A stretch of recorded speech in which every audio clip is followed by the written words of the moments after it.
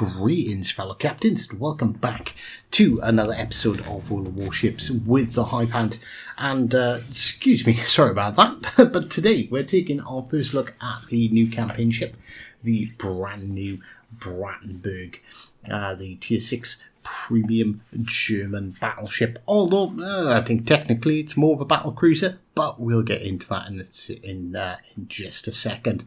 Right, okay, so things you need to know. 305mm cannons, so they are significantly smaller guns than you'd typically find in a Tier 7 battleship. 58,000 hit points. I've obviously got 62,920 because of how I got my commander set up, which we'll discuss at the end.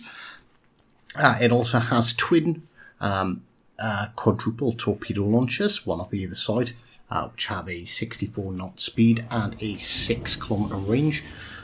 Point to note, there is 12 guns though, instead of, so it may have smaller guns, but it has more of them. And I believe the maximum speed is about 32 knots. So, what is the Brandenberg? Right, well, essentially, the Germans developed a prototype 305mm cannon, which they planned to install on battle cruisers that were designed at the time, for missions like raiding enemy trade routes in World War II. These unique guns were never produced and never put onto a ship, but Wargaming put them into the Brandenberg's main turrets, sporting the 305mm 4x3 configuration, as you can see firing off in the background there. So those of you who are familiar with high-tier German battleships and familiar with ships such as the Tirpitz and the Bismarck will be quite accustomed to exactly how the Brandenberg plays, sharing the same typical same strengths and weaknesses. So you've got fairly poor accuracy, but very tanky ship, particularly at close range, because the turtleback armour, obviously at long range, that can get citadeled quite easily. Although she is slightly slower than both the Tirpitz and the Bismarck, and also has slightly less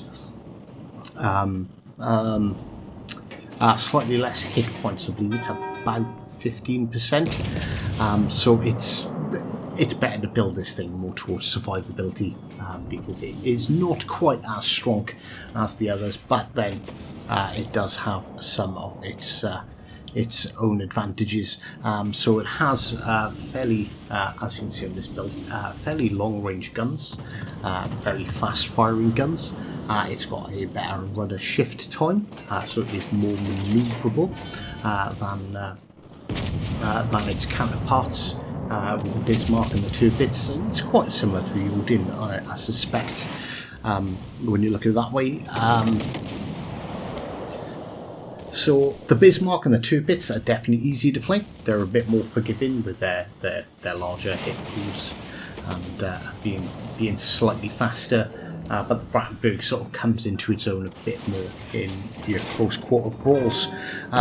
So pros, it has better torpedo protection than the Tirpitz or the Bismarck, quicker rudder than the Bismarck, 4 more main battery rifles than the Bismarck and the Tirpitz. Extra 205mm secondary batteries compared to both the Tirpitz and the Bismarck. It also has good anti-aircraft and shares the Tirpitz's torpedoes. But the cons, low hit pool, shorter main battery range, and lower main battery potential shell damage. So it is the premium ship that you will be able to acquire by completing this month's campaign. Brandenberg does have very powerful secondaries and responds very well to secondary builds. As you can see, this mains is 10.4 kilometers away from me. Okay, we have 11.9 kilometer secondaries, but we're scoring hits. Which one thing I've noticed, this is only my second or third game in the Brandenberg, is the secondaries do seem to be, dare I say, more consistent than that of the Bismarck, for example, which is obviously the only other ship in Tier 7 that can really equal its secondaries. As you can see, even at these ranges, if it's firing at the Romer's still 10 kilometers away. But you can see we're still picking up secondary hits. We're still picking up fires, and as we're approaching 20,000 damage with it already, quite early on in the game, and we're getting stuck into the thick of it. We're definitely getting involved. That's a third fire, so this is time to get out of the way of the mines and give myself a heal. And thankfully, my teammate managed to talk and get rid of that Guneisenhower, because he was getting into a position where he could start causing us some significant problems. Right, so we get radar by the Atlanta. Yeah, we've got small guns. We don't really need to worry too much about overpens, and yeah. He simply ceased to exist there, didn't he? Right, okay, so we're going to start. It starts gets quite interesting here. And as you can see, we've already racked up 122 secondary hits, mostly from ships outside of 10 kilometers, which is... oh yeah, I did use one of my... I only used one of my secondary accuracy and reload boosters, which, in all fairness, I probably should have taken advantage of a bit earlier on. And as you can see, so yes, obviously Jean Bart's got very good guns, very high penetration guns, and he did cause some damage through the nose, but nothing significant. We've got to try and be careful with our torps here, because we really don't want to hit that already sunken ship. And there we go, we just rush him, 4 torpedoes straight into his side. We're going to completely ignore the Jean Bart, because why would we pay attention to him? Because there's an Indianapolis right in front of us, and again, fast firing, rapid reloading guns. We managed to get 2 Citadels, also score our Confederate, our high caliber. As you can see, we're tearing down a bunch of ships as well at the same time. And yes, we're running out of hit points, because unfortunately we got into the thick of that all at the same time, and haven't abused the fact that we've got 4 heals, because this game is going to end very quickly. So as you can see, Lexington's coming in for torpedo bombers. The Kaitin Megami is off way out in the wilderness, setting us on fire. So this is going to be the end of us. This is us going to be done for. Those torps, we're never going to dodge them. But we managed to Citadel and kill the Lexington as well, scoring 169,000 damage from, I believe that is, 40 main battery hits, 278 secondary battery hits, 10 fires, all caused by our secondaries, 3 kills, 7 Citadels, 3 floodings, 3 kills, and a whole bunch of incapacitations to put into that mix as well.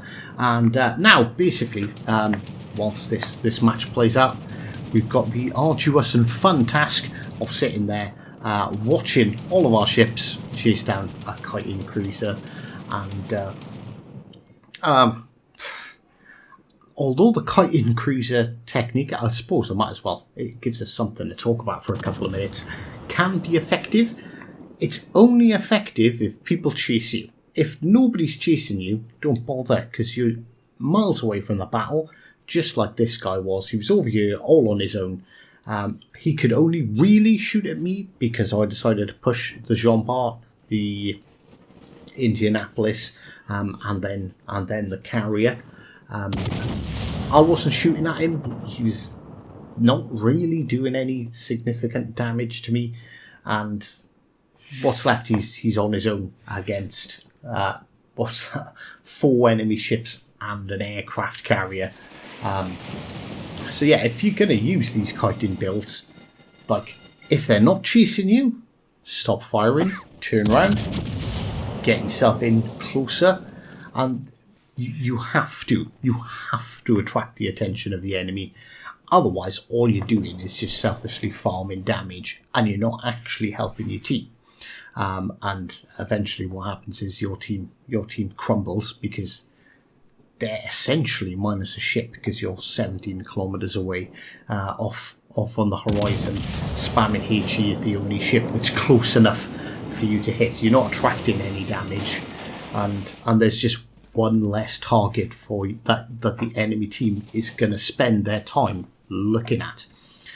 Which is why you find this happening in quite a lot of battles.